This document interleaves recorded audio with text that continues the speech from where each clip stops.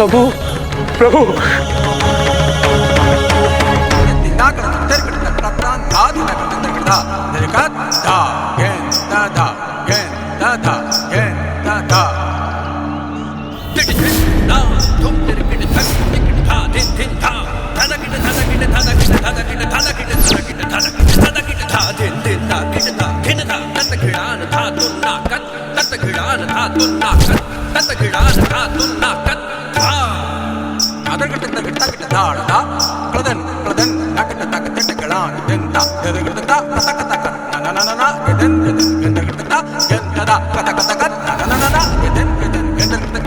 सामान्यतः भक्त प्रभु भक्ति में झूमते हैं, किंतु यहाँ तो प्रभु स्वयं भक्त के लिए आनंद नृत्यम की लय में झूम रहे हैं।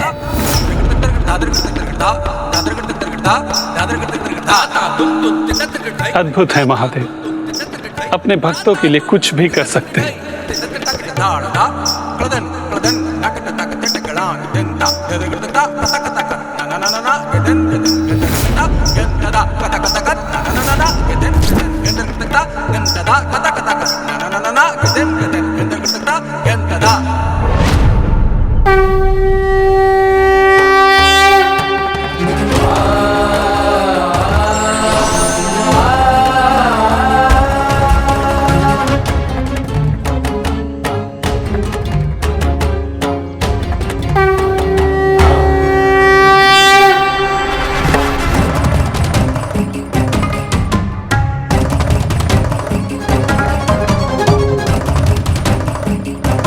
प्रभु, आपकी कृपा से हम धन्य हो गए। आपके आनंद नित्यम के दर्शन कर हमारा तन मन हमारी आत्मा सभी तृप्त हो गए प्रभु। हाँ प्रभु, भाव विभोर हो उठे हम। हमारा परम सौभाग्य है कि हमारे जीवन का उद्देश्य पूरा हो गया। ऐसा प्रतीत हो रहा है कि हमें मुक्ति प्रदान हो गई। ये आप दोनों की भक्ति की शक्ति है। मैं आप दोनों की भक्ति और साधना से अत्यंत प्रभावित हूँ और आप दोनों को आशीर्वाद देता हूँ कि मैं जब भी नृत्य करूंगा तो सर्वप्रथम आप दोनों को ही उसका साक्षी बनने का अवसर प्राप्त होगा। आज के बाद मेरे प्रत्येक नाट्य नृत्य का आरंभ आप दोनों से ही होगा और मैं आप दोनों को अनुमति देता हूँ कि आज के बाद आप दोनों कैलाश में ही रहेंगे। इतना ही नहीं, मैं आप दोनों को अपना प्रमुख गण नियुक्त करता हूं।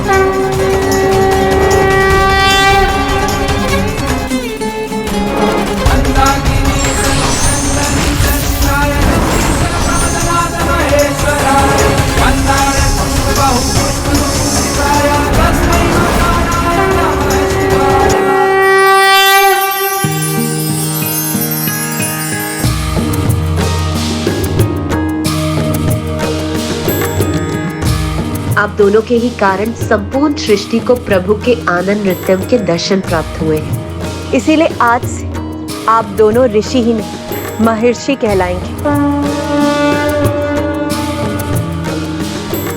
और आप जैसे महान व्यक्तित्व अपनी सच्ची भक्ति और निष्ठा से चिदंबरम आएंगे तो उन्हें चिदंबरम मंदिर में प्रभु के दिव्य दर्शन प्राप्त होंगे। और इस घटना को चिदंबरम रहस्यम भी कहा जाएगा। अर्थात यहाँ आने वाले प्रत्येक तीर्थयात्री को प्रभु के दर्शन प्राप्त नहीं होंगे।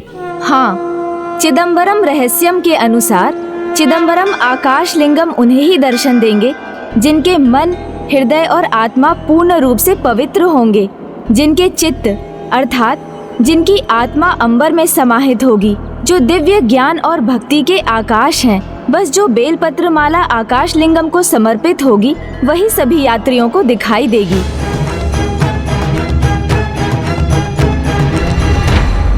दोनों सिद्ध पुरुषों को तो उनकी भक्ति का फल प्राप्त हो गया था, किंतु ऋषि पतंजलि के जीवन का उद्देश्य अभी संपन्न नहीं हुआ था, क्योंकि उनके द्वारा अभी संसार को कुछ और भी पाना शेष था। वत्स पतंजलि, तुम्हारा जन्म मेरा भक्त बनने के लिए हुआ था, मेरे आनंद नृत्यम का साक्षी बनने के लिए हुआ था, किंतु तुम्हारे जीवन का एक और भी उद्देश्य है। पृथ्वी पर अधिकतम जीव काम, क्रोध और अन्य वासनाओं से पीड़ित हैं। योग एकमात्र ऐसा माध्यम है जो शारीरिक ही नहीं मानसिक और भावनात्मक विकारों के कष्ट से मुक्ति दिलाता है। योग तो प्राणियों के लिए अमृत के समान है। इसलिए मैं तुम्हें एक बड़ा उत्तरदायित्व देता हूँ। तुम्हें इस योग सूत्र के ज्ञान से समस्त संसार को परिचित करवाना है।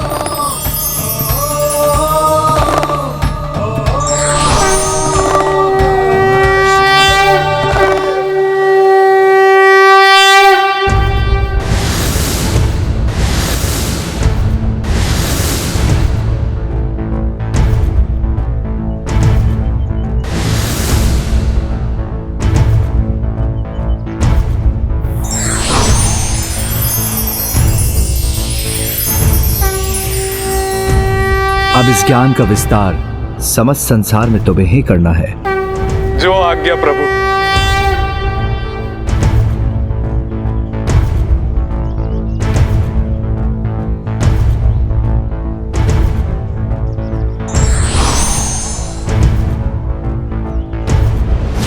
इस प्रकार यहाँ चिदंबरम धाम में प्रभु महादेव ने महर्षि पतंजलि को ज्ञान देकर इस स्थान को ज्ञान का प्रतीक बना दिया।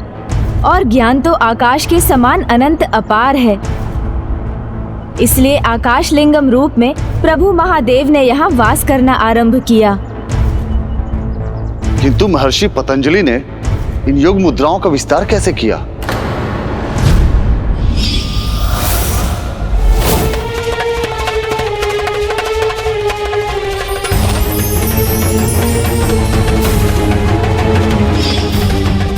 भाभी माँ तो बिना रुके बिना विश्राम किए अपनी यात्रा पर आगे बढ़ रही हैं, जबकि मैं तो अभी भ्राता से उनके विवाह की बात ही नहीं कर पाया हूँ। हाँ गणेश, हमें बताओ, योग सूत्रों के ज्ञान के विस्तार के लिए महर्षि पतंजलि ने फिर क्या किया? इसकी तो एक भिन्न कथा है। महर्षि पतंजलि ने योग सूत्रों के ज्ञान के विस्तार के लिए सहस्त्र योग्य शिष्यों का चुनाव किया। योग का ज्ञान महर्षि पतंजलि के सहस्त्र शीशों में समाहित था, जिसे आंशिक रूप से भी भूले बिना वो उसका विस्तार करना चाहते थे। इसलिए अपने उसी सहस्त्र शीश वाले रूप में उन्होंने प्रभु के इस आदेश के पालन का निर्णय लिया।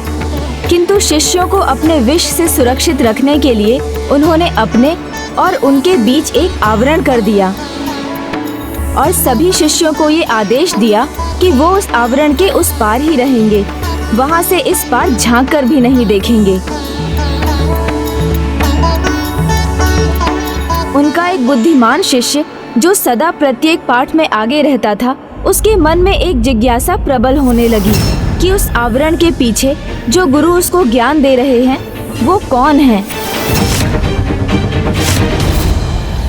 और जो शिष्य सबसे पीछे था उसे लघु शंका का अनुभव हुआ। उसे निवृत्त होने जाना था।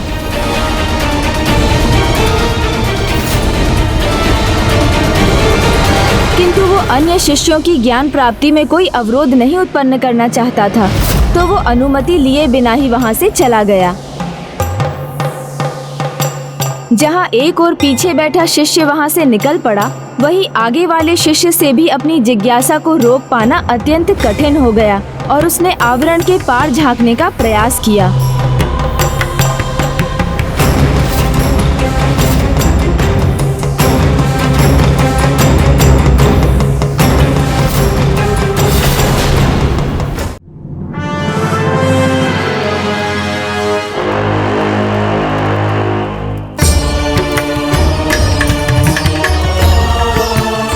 नहीं, ये ताड़ना सही नहीं जा रही है मुझसे। भोजन चाहिए मुझे, भोजन दीजिए। मिलेगा, अवश्य मिलेगा। भोजन ही नहीं, 56 भोग का आनंद मिलेगा। पर इस सत्य को स्वीकार करो, अपने ज्येष्ठ भगवान सुरापद्मन को अपना भगवान मानो।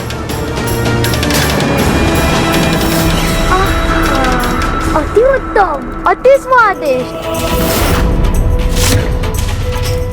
प्रभु के नाम में 56 भोग की सुगंधी नहीं, स्वाद भी है। अति उत्तम, अति स्वादिष्ट। ओम सुब्रमण्यम कार्तिकेय स्वामी, ओम सुब्रमण्यम कार्तिकेय स्वामी, ओम सुब्रमण्यम कार्तिकेय स्वामी।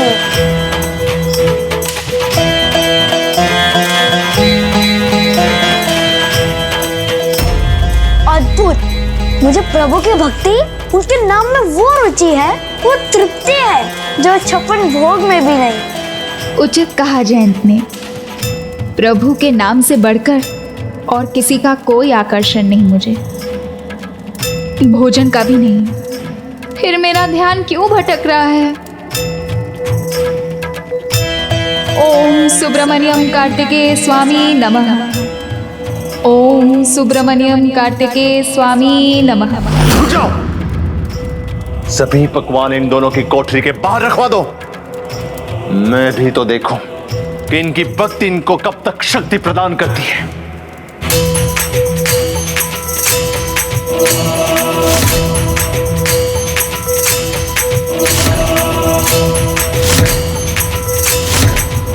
ओम सुब्रमण्यम कार्तिकेय स्वामी।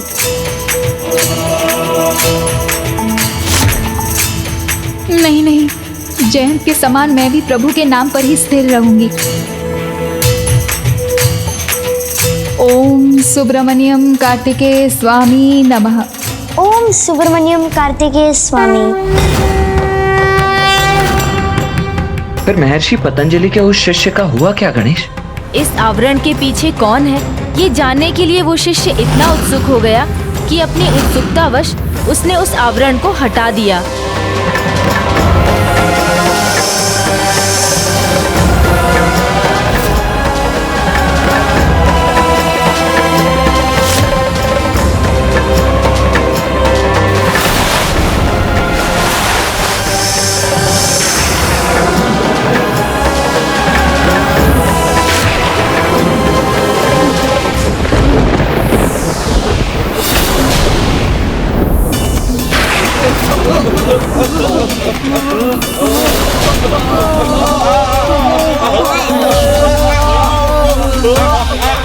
ऋषि पतंजलि के विष के प्रभाव के कारण उनके सभी शिष्यों का प्राणांत हो गया। केवल एक शिष्य जीवित रह पाया, जो लघु शंका के लिए गया था। अनर्थ, घोर अनर्थ। मेरे ही विष से मेरे सभी शिष्यों का अहित हो गया।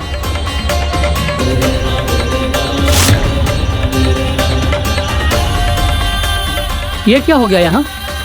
कहीं इसके पीछे मेरी भूल तो नहीं?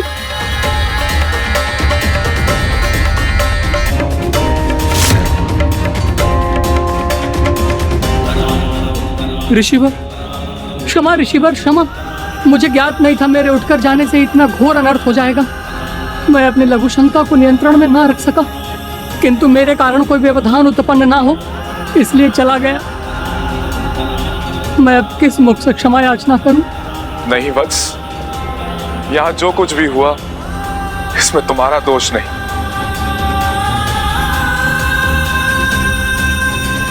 किंतु भूल तो तुमसे अवश्य हुई कि ज्ञान प्राप्ति के लिए तुम आए तो, परंतु तैयारी के साथ नहीं। मैं गुरु हूं, ज्ञान देना मेरा दायित्व है, जो मैं पूर्ण करूंगा। तुम्हें ज्ञान दूंगा।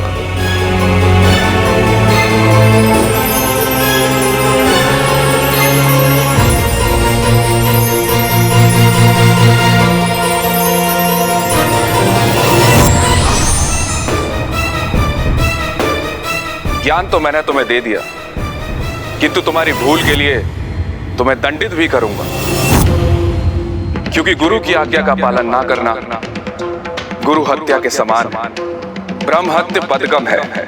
इसलिए मैं तुम्हें श्राप देता हूं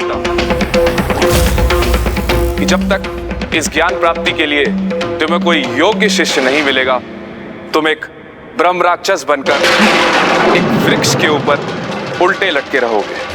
किंतु ऋषिवर,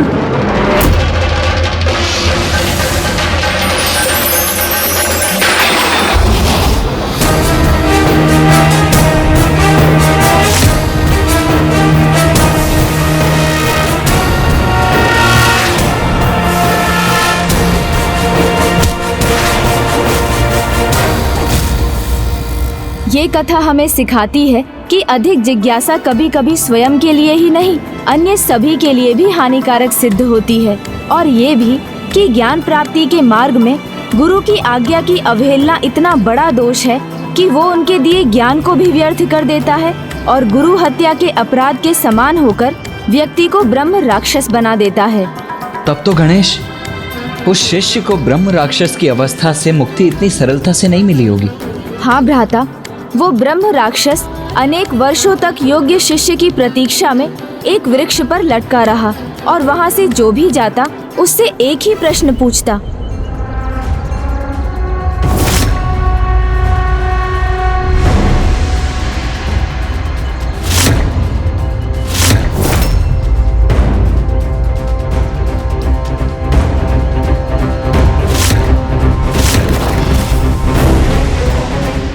पचेर निष्ठायाम किम रूपम, अर्थात पच धातु के आगे क्त जोड़ने से क्या बनता है, इसका उत्तर दो, अन्यथा मेरा भोजन बनो। नहीं, हमें ज्ञात नहीं है।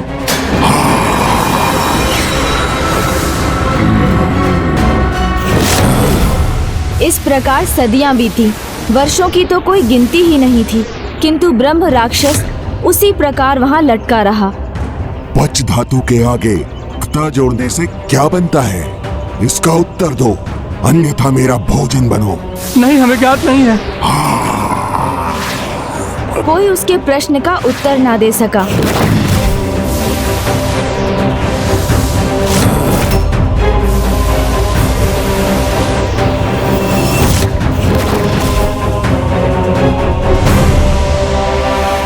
तब ऋषि पतंजलि से अपने शिष्य का दुख ना देखा गया और उन्होंने उस शिष्य को अपने शाप से मुक्त करने के लिए पुनर्जन्म लिया और नवीन रूप धारण कर वो अपने शिष्य को शाप मुक्त करने उसके निकट जा पहुँचे।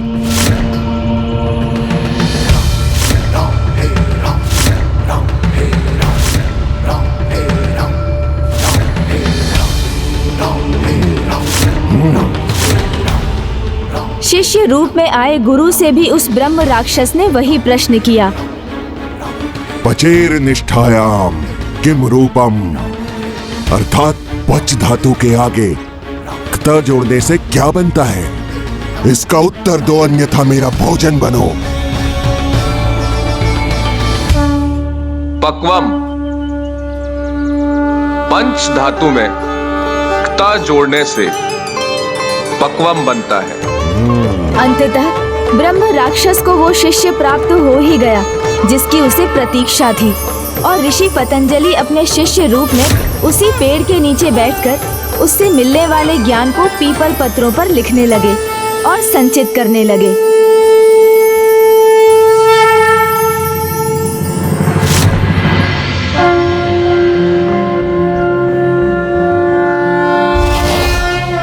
नमस्ते देवेशाय सुरासुर नमस्कृताय भूत भव्य महादेवाय। धन्यवाद गुरुवर।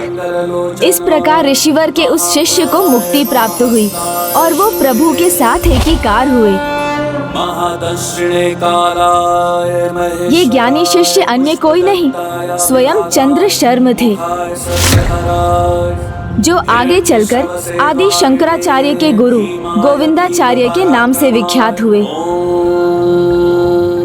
और शंकराचार्य वही थे जिन्होंने संसार में योग सूत्रों का विस्तार किया और चिदंबरम धाम में प्रभु महादेव के स्फटिक शिवलिंग को स्थापित किया, जो चित्त को उजागर करे। उस योग शास्त्र का जन्म भी चिदंबरम धाम में ही हुआ। गणेश, इस परम पावन धाम की सभी दिव्य कथाएं सुनकर अब मैं प्रभु दर्शन के लिए और भी लालायित होता जा रहा हूँ और अविलंब मंदिर में प्रवेश करना चाहता हूँ। इसीलिए अब चलो, आओ।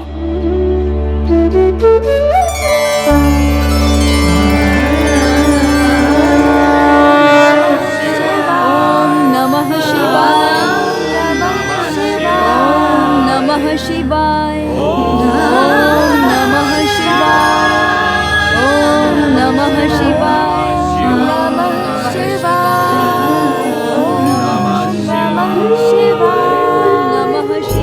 जय शिव शंकर जय गंगाधर, जय शिव शंकर। मिटा देगा। किंतु इस कपूर में ऐसी क्या विशेषता है? शरीर का है कपूर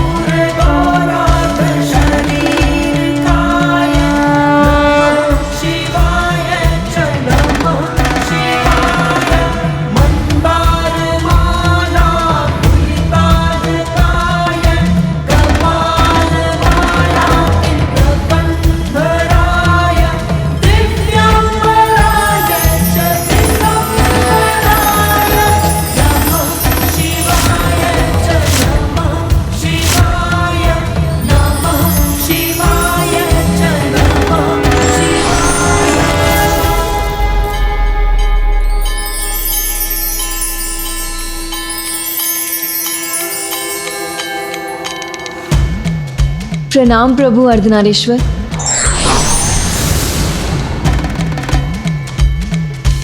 प्रणाम पिताश्री, प्रणाम माता।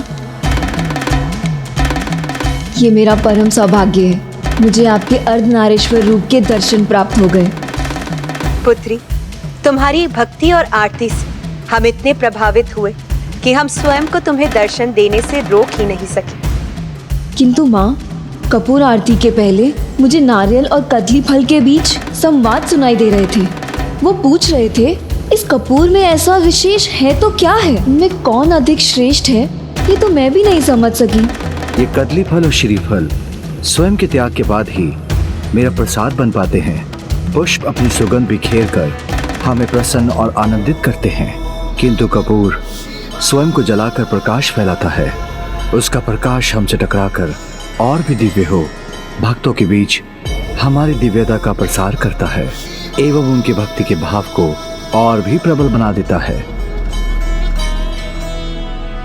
भक्ति का यही नियम है। सर्वोच्च भक्ति वही है जिसमें भक्त स्वयं को अन्य सभी के लिए न्यौछावर कर देता है। जैसे कपूर, ऐसी परस्पर परम भक्ति पति और पत्नी के बीच भी होनी चाहिए कि वो दोनों अपने जीवन को एक दूसरे पर समर्पित कर एक दूसरे में घुलकर एकीकार हो जाए। और यही हमारे अर्धनारीश्वर रूप का भी मर्म है। हमने भी स्वयं को कपूर के भांति एक दूसरे पर न्यौछावर कर दिया है। कहो पुत्री, क्या तुम भी कार्तिकेय के साथ ऐसे पावन संबंध में बनने के लिए तैयार हो?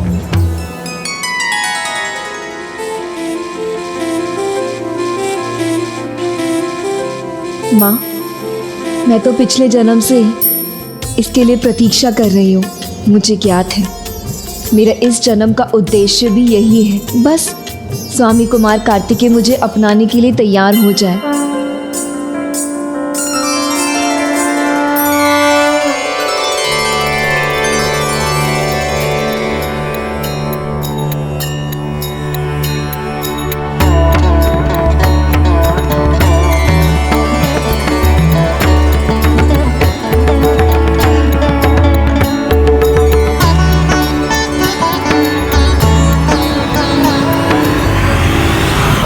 सुब्रमण्यम कार्तिकेय स्वामी नमः।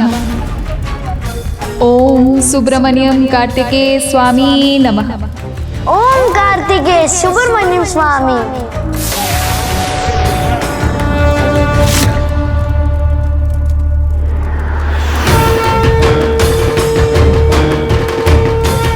निरंतर प्रभु के नाम में रमा रहूंगा तो भूख का आभास नहीं होगा। ओम सुब्रमण्यम कार्तिकेय स्वामी। मैं भूखी तो हूँ, किंतु भूख के आगे नहीं, प्रभु के सामने झुकना है मुझे। ओम सुब्रमण्यम कार्तिकेय स्वामी नमः। ओम कार्तिकेय सुब्रमण्यम स्वामी।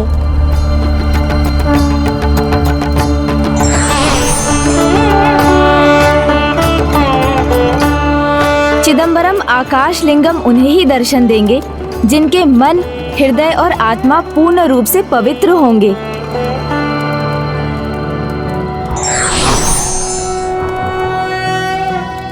ओम नागेंद्र हाराय त्रिलोचनाय भस्मांगरागाय महेश्वराय नित्याय शुद्धाय दिगंबराय तस्मै नकाराय नमः शिवाय।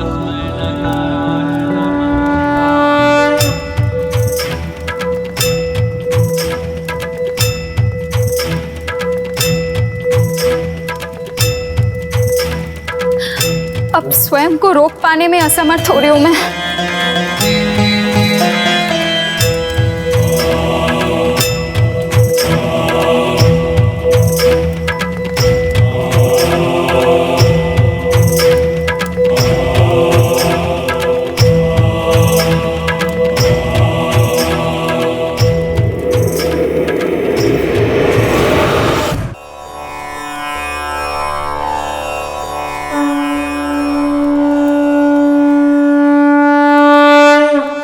सुब्रमण्यम कार्तिकेय स्वामी।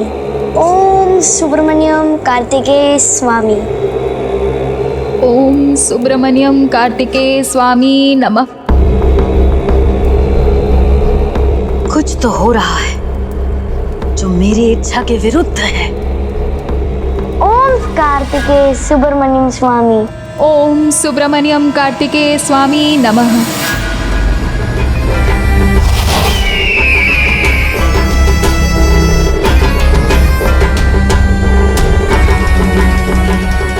क्या हो रहा है वहां, जिसका मुझे आभास तो है पर ज्ञात नहीं।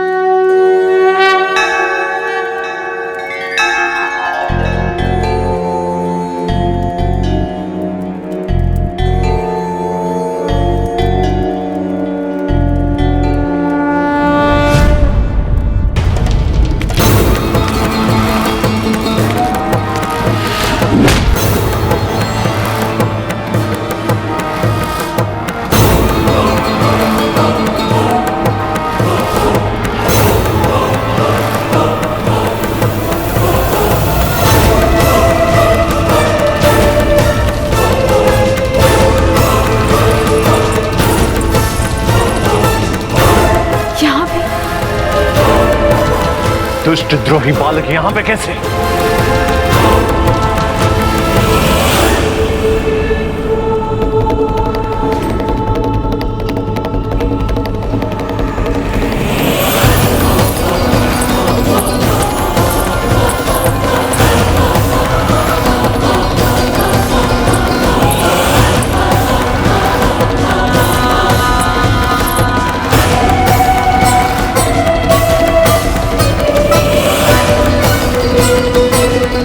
ये दुष्ट यहाँ कैसे पहुंच गई?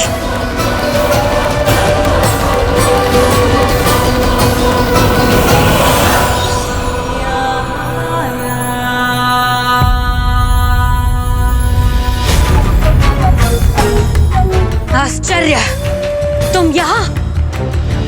इस दुस्साहस का परिणाम जाने बिना बहुत बड़ी भूल कर दी है तुमने। इस भूल का बहुत बड़ा दंड दूंगा मैं तुम्हें, पर किंतु ये यहां पर पहुंचा कैसे?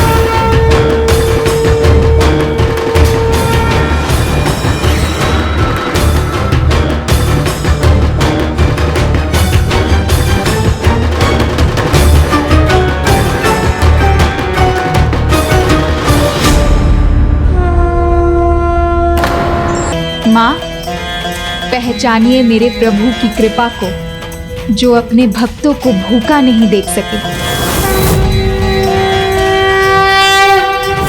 भगवान और उसके भक्त के इस अद्भुत संबंध को देखने के लिए तो उनके भक्ति की दृष्टि चाहिए, जो दुर्भाग्यवश अभी आपके पास नहीं है।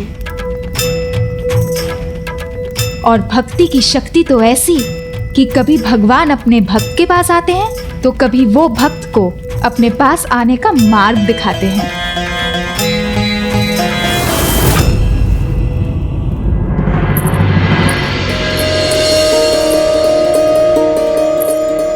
मेरे स्वामी, मेरे प्रभु कार्तिकेय, मैं शीघ्र आपके निकट पहुंच जाऊंगी।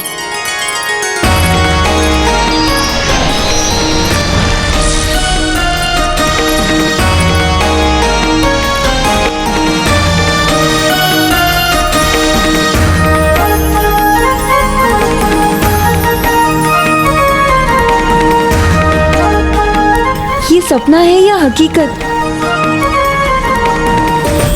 स्वामी,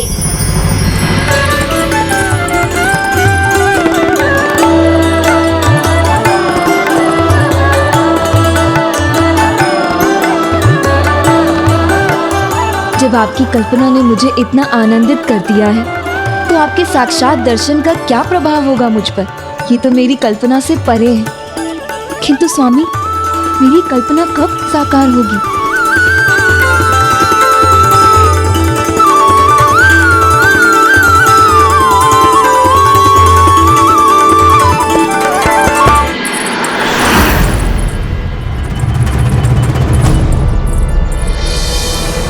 ये कल्पना अब साकार ही नहीं, आकार भी लेने वाली है।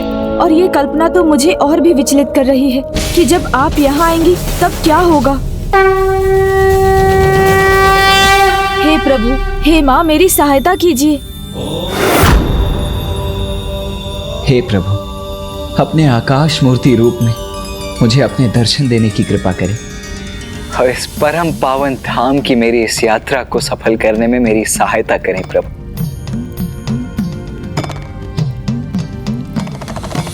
ओम नमः शिवाय। ओम नमः शिवाय। ओम नमः शिवाय।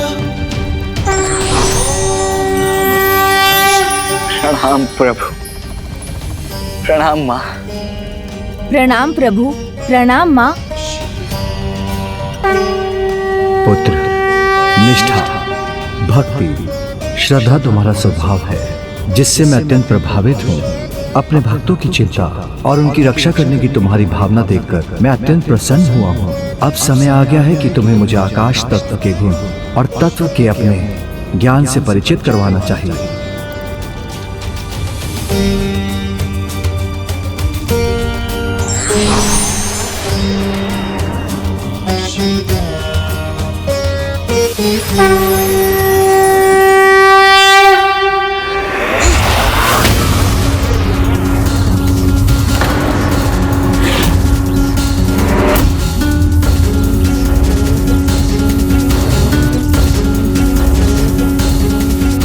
क्या मनवाना चाहते हो तुम कि उस बालक कार्तिकेय ने चमत्कार किया, यहाँ की सुरक्षा को भेद कर यहाँ पहुँच गया और तुम्हें भोजन करवाया? हाँ, प्रभु की लीला समझने में मैं भी पहले अक्षम था। मुझे भी लगा था कि वो देवी अजामुखी ही थी, किंतु अब मैं सत्य जान चुका हूँ। स्वयं मेरे प्रभु सुब्रमण्यम कार्तिकेय स्वामी यहाँ आए थे। उन्होंने ही हमारी रक्षा की, हमारी सहायता की। ओम आकाश मूर्ति नटराजाय नमः। ओम माता गौरी नमः। ओम आकाश मूर्ति नटराजाय नमः। ओम माता गौरी नमः।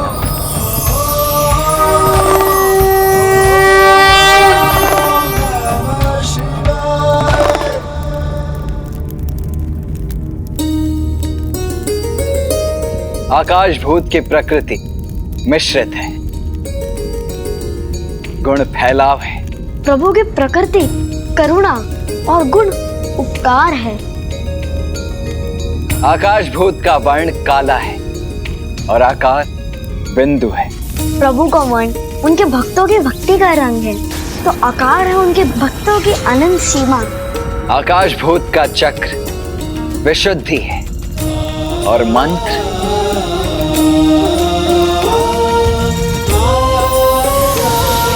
आकाश तत्व का मंत्र है।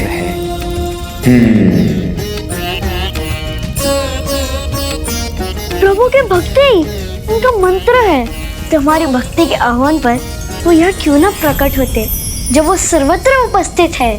सर्वत्र है, अर्थात वो अभी भी यहाँ है। तो दिखाओ मुझे, कहाँ है वो? दिखाओ। वहाँ उस छोर पर, यहाँ मेरे सामने, वहाँ उस दीवार में, यहाँ इस कोठरी में, उस खम्भ में, नीचे, ऊपर, यहाँ, वहाँ, जहाँ देखो वही है वो। वो तो पृथ्वी में भी है और आकाश में भी। तुमने सब उचित कहा पुत्र।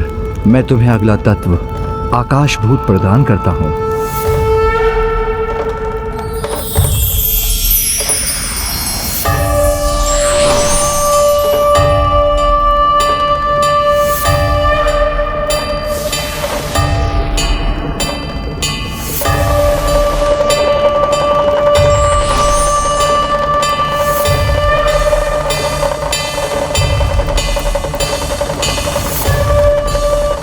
मेरा प्रणाम स्वीकार कीजिए प्रभु। आपको कोटि कोटि धन्यवाद।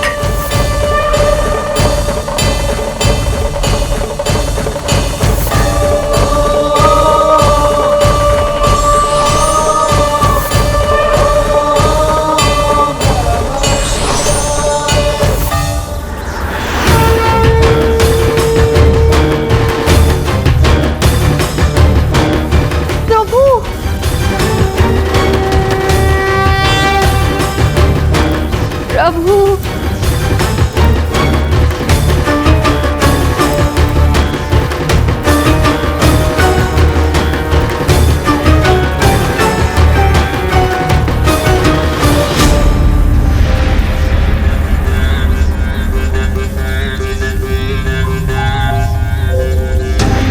क्या दिखाई दे रहा है इन्हें जिसे देख के ये इतने आनंदित हो रहे हैं?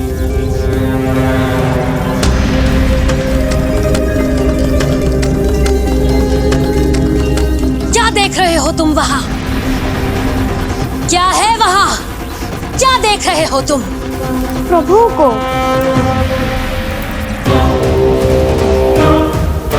मूर्ख समझा है हमें कि जो भी तुम कहोगे उस पर हम विश्वास कर लेंगे? कुछ नहीं है वहां।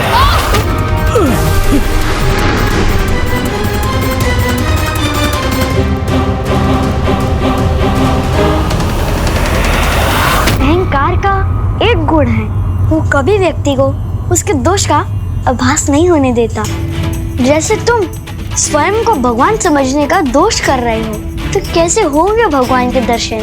अहंकार त्यज कर भक्ति भाव से देखोगे तो स्वामी कार्तिकेय के दर्शन अवश्य होंगे। तुम और तुम्हारे भगवान को तो मैं दिखाऊंगी अपनी प्रभुता।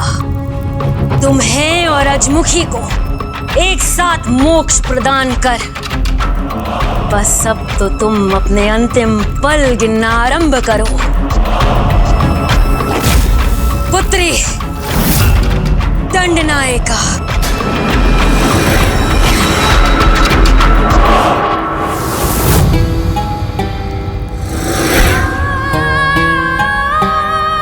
माँ ने मुझे नहीं इसी पुत्री कहा जिसने उनका क्रोध सहकर भी उन्हें सही मार्ग पर चलने को प्रेरित किया, उसे नहीं, वरन जिसने उन्हें और अत्याचार करने का बढ़ावा दिया, उसे पुत्री कहा माँ ने।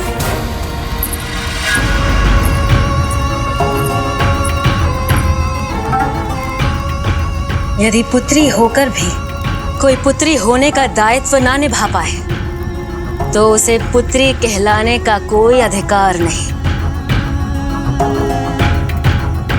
पुत्री का दायित्व तो तुमने निभाया है, इसीलिए तुम मेरी पुत्री हो।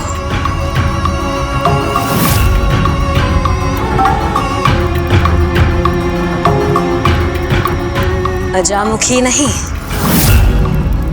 इसीलिए मैं चाहती हूं कि तुम एक कार्य पूर्ण करो जो अजामुखी कदापि नहीं पूर्ण कर सकती। हाँ माता, अजामुखी तो बालक कार्तिकेय को ही अपना भगवान मान चुकी है, किंतु मैं तो आप ही को अपना भगवान मानती हूँ। इसीलिए आपके हर आदेश का पालन मैं अवश्य करूंगी।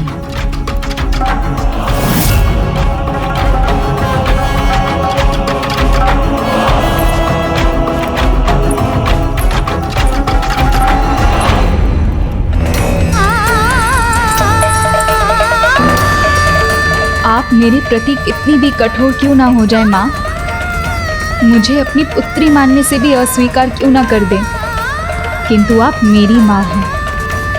अब तो बस प्रभु से इतनी ही विनती कर रही हूँ कि आपसे कोई ऐसा अपराध ना हो जाए जो क्षमा योग्य ही ना हो। प्रभु सुब्रमण्यम कार्तिकेय स्वामी की जय।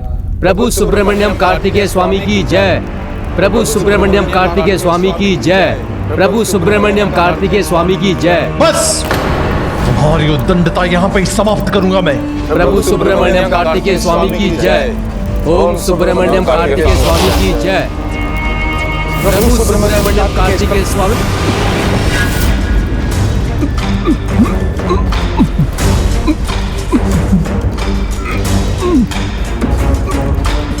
अब अपना मुख नहीं खोल सकोगे तुम।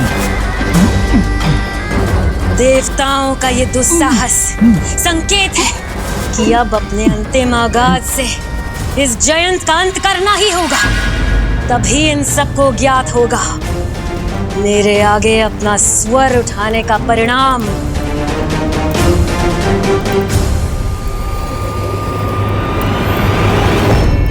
अब अंतिम पंचभूत स्थल की यात्रा ही शेष है पुत्र। जिसे सफलतापूर्ण संपन्न करने के लिए, पाशुपतास्त्र प्राप्त करने के लिए मेरा आशीर्वाद तुम्हारे साथ है। आपका आशीर्वाद यदि मेरे साथ है तो फिर संसार की कोई बाधा मुझे नहीं रोक पाएगी।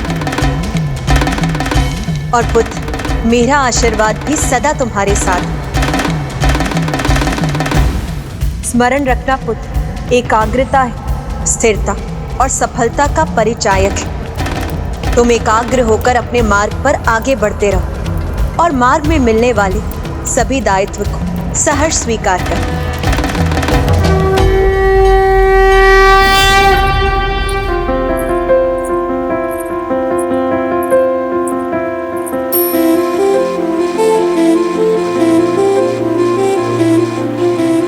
मेरे मन मंदिर में तो बस अब आपका वास है स्वामी, और माँ मणिकर्णिका के पावन घाट पर आपका स्मरण कर मैं धन्य हो गई।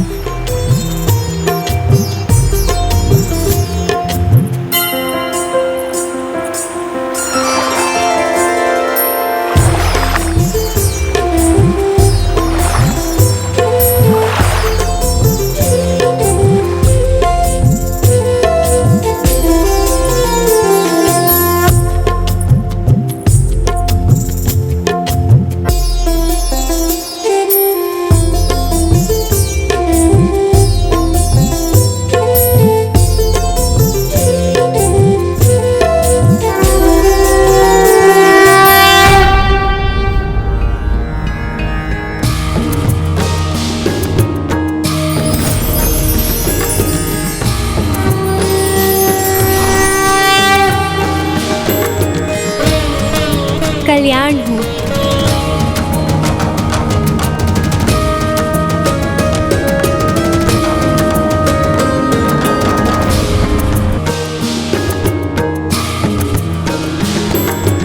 माँ, आपके इस अद्भुत रूप के दर्शन कर मैं कृतार्थ हो गई। आपके मार्गदर्शन और स्वामी प्रभु कार्तिकेय के पद चिन्हों पर चलकर ये संभव हो पाया है। माँ, मुझे ज्ञात है आप मुझे अन्य दायित्व भी उठाने के लिए प्रेरित कर रही हैं, किंतु माँ, मेरी इस यात्रा में ऐसी ऐसी अद्भुत प्रभु कथाएं सुनने के पश्चात तो मेरे हृदय में केवल और केवल एक ही इच्छा उत्पन्न हो रही है कि वैराग धारण कर संपूर्ण रूप से प्रभु की भक्ति में लीन हो जाऊं।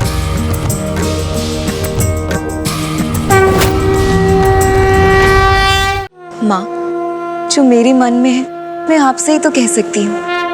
मुझे ज्ञात है माँ के वरदान के अनुसार ये मेरा सौभाग्य है कि मैं स्वामी प्रभु कार्तिकेय की विवाहिता बनूंगी, किंतु अब उनके दिव्य कल्पना में डूबे रहने के बाद मेरी यही इच्छा है उनकी भक्ति के रंग में रंगकर उनमें ही समाहित हो जाऊं, सन्यासी हो जाऊं। किंतु संन्यास लेने का ये उचित समय नहीं है पुत्री, क्योंकि जीवन के 4 अनिवार्य आश्रम, 4 चरण, जिसमें से संन्यास अंतिम और जीवन के 3 अनिवार्य आश्रम में प्रवेश करने के बाद अंतिम संन्यास आश्रम में प्रवेश करना चाहिए। जीवन यात्रा में ये चारों आश्रम अत्यंत महत्वपूर्ण है। ब्रह्मचर्य आश्रम शिक्षा प्राप्ति के लिए होता है, जिसमें धर्म अनुसार धर्म पत्नी के साथ गृहस्थी की देखभाल कर उसकी कर्तव्य निभाने होते हैं। और फिर जब जीवन के सारे दायित्व पूर्ण हो जाए, तब जीवन के दैनिक कार्यों से अपनी रुचि हटाकर तब पति और पत्नी दोनों को वानप्रस्थ आश्रम में प्रवेश करना चाहिए। जीवन का ये चरण एकांतवास का समय होता है, जब परिवार से, सामाजिक संबंधों से शनैः शनैः मुक्ति पाई जाती है। संसार के प्रति अपनी मोह माया के त्याग को ही संन्यास कहते हैं। जो अपने गृह में अपने जीवन साथी के साथ भी किया जा सकता है। प्रभु के प्रति पूर्ण प्रेम के साथ उनकी कृपा और मुक्ति की प्रतीक्षा है संन्यास। इसलिए जीवन एक तीर्थ यात्रा के सिवाय और कुछ नहीं है। इसीलिए ब्रह्मचर्य आश्रम से संन्यास आश्रम में प्रवेश करने के स्थान पर अपने जीवन साथी के साथ बीच के 2 आश्रम गृहस्थ और वानप्रस्थ के जीवन चरणों के बाद ही संन्यास आश्रम में प्रवेश करना उचित है।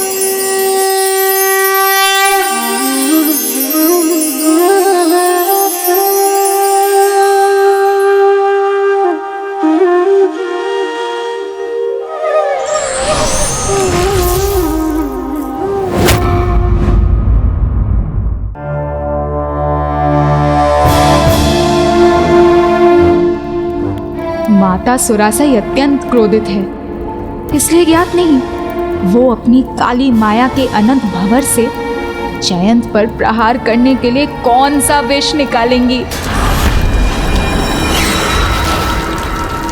पुत्री दंड नायिका, इसका पान करो।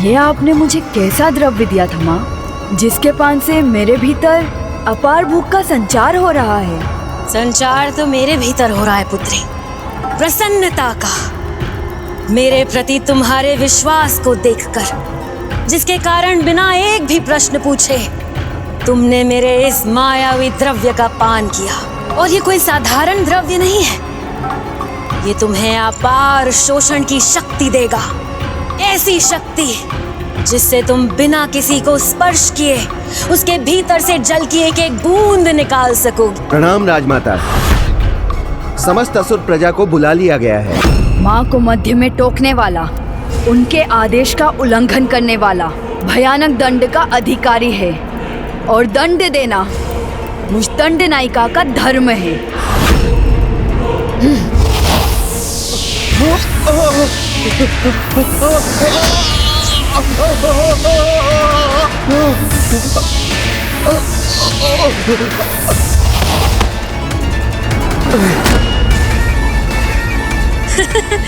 उत्तम, तुमने अपनी शक्ति का प्रयोग इतनी शीघ्र सीख लिया।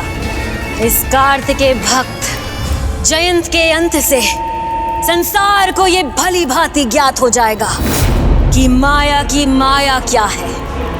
पूजा होनी चाहिए, अवश्य होनी चाहिए, किंतु इनकी नहीं, मेरी और मेरे पुत्र सुरापद्मन की। मेरी माया से कोई नहीं बच पाएगा, ना ही जयंत, ना ही कार्तिकेय।